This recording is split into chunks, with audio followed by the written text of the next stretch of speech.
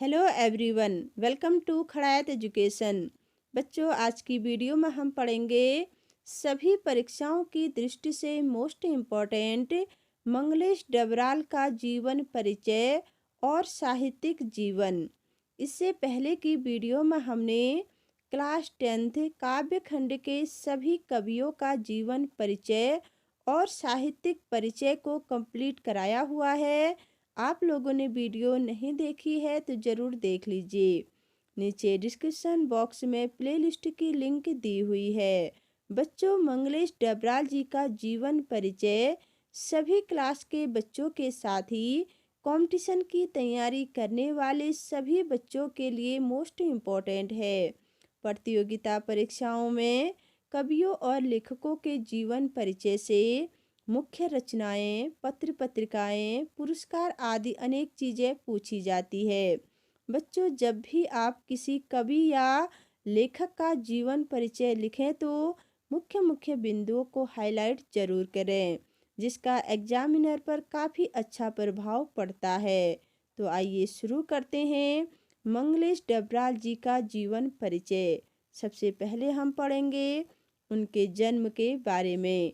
मंगलेश डबराल का जन्म 16 मई 1948 ईस्वी को टिहरी गढ़वाल उत्तराखंड के काफलपानी गांव में हुआ था। इनके घर में साहित्य, आयुर्वेद और संस्कृत का वातावरण था। इनके दादाजी अनेक गढ़वाली कहावतों का संग्रह किया करते थे तथा इनके पिता गढ़वाली में कविता लिखते, गाते और नाटकों का निर्देशन भी करते थे। बच्चों, वर्तमान समय में उत्तराखंड राज्य में 13 जिले हैं। उनमें से एक जिला है टिहरी गढ़वाल। उसी के अंतर्गत काफलपानी नाम की एक सुंदर जगह है जहाँ पर मंगलेश डबराल जी का जन्म 16 मई 1948 ईस्वी में हुआ। इनके घर का वातावरण पहले से ही साहित्य, आयुर्वेद और संस्कृत के क्षेत्र में काफ़ी आगे था। इनके दादाजी अनेक गढ़वाली भाषा में कहावतों का संग्रह किया करते थे और इनके पिता गढ़वाली भाषा में ही कविता लिखते, गाते और नाटकों का निर्देशन भी करते थे। बच्चों, अब देखते हैं मंगलेश डबराल जी की शिक्षा दीक्षा कहाँ से हुई। मंगलेश जी की शिक्षा दीक्षा देहरादून उत्तराखंड में हुई। दिल्ली, भोपाल, इलाहाबाद व लखनऊ में कुछ समय तक साहित्य के क्षेत्र में कार्य करने के बाद सन 1983 में वे जनसत्ता में साहित्य संपादक बने। बच्चों, देहरादून उत्तराखंड की राजधानी है। देहरादून से ही मंगलेश जी ने अपनी शिक्षा पूर्ण की।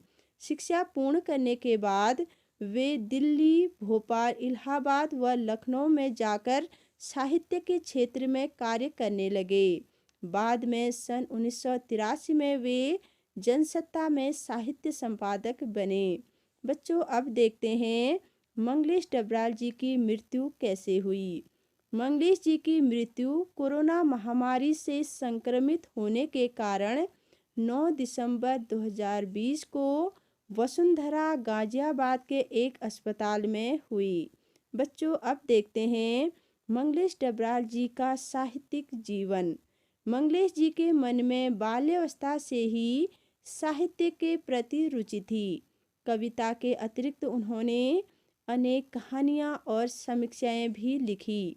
लखनऊ के दैनिक प्रभात में साहित्य संपादक के पद पर कार्य करते हुए उन्होंने पहाड़ पर लालटेन नामक कविता संग्रह निकाला। इस संग्रह के लिए इन्हें राधा कृष्णन प्रकाशन की ओर से ओम प्रकाश साहित्य सम्मान पुरस्कार मिला। आगे इनकी सर्वश्रेष्ठ रचना हम जो देखते हैं के लिए इन्हें साहित्य अकादमी द्वारा सन 2000 में साहित्य अकादमी पुरस्कार से सम्मानित किया गया। बच्चों, बाल्यावस्था से ही मंगलेश जी के मन में साहित्य के प्रति रुचि उत्पन्न हो गई थी। कविताओं के अतिरिक्त उन्होंने अनेक कहानियाँ और समीक्षाएं भी लिखी। बच्चों, इनकी प्रसिद्ध रचना हम जो देखते हैं के लिए साहित्य अकादमी द्वारा 2000 में साहित्य अकादमी पुरस्कार मिला और पहाड़ पर लालटेन के लिए राधा कृष्ण प्रकाशन की ओर से ओम प्रकाश साहित्य सम्मान पुरस्कार मिला। बच्चों, वैसे तो इनकी सभी रचनाएं बहुत इम्पोर्टेंट है, लेकिन पहाड़ पर लालटेन और हम जो देखते हैं यह बार बार प्रतियोगिताओं में पूछी जाती है। इनको अच्छे से नोट कर लीजिए। बच्चों, अब देखते हैं मंगलेश डबराल जी की रचनाएं। मंगलेश जी बहुमुखी प्रतिभा के धनी कवि थे। उन्होंने कविताओं के अतिरिक्त कहानी, यात्रा वृत्तांत आदि अनेक रचनाएं की, जिनमें से प्रमुख इस प्रकार है।